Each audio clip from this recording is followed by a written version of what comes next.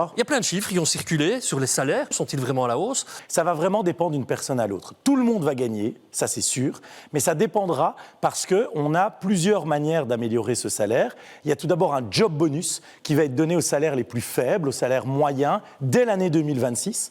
Et puis, on va augmenter progressivement ce qu'on appelle la quotité exemptée d'impôts. Aujourd'hui, vous ne payez pas d'impôts jusqu'à 10 000 euros, vous n'en payerez pas jusqu'à 15 000 euros. On a par exemple une augmentation de la déductibilité pour enfants à charge, pour aider les familles. Il y a aussi les heures supplémentaires qui sont défiscalisées. Donc le brut égale le net. Les chiffres qui ont circulé, qui ont été donnés par le Premier ministre et par le ministre des Finances, Yann Yambon, c'est entre 60 et 65 euros net en plus par mois. Et pour toute une série de travailleurs, ce sera bien moins que ça, puisqu'il y a toute une série de taxes qui augmentent. On est donc bien loin des 500 euros promis.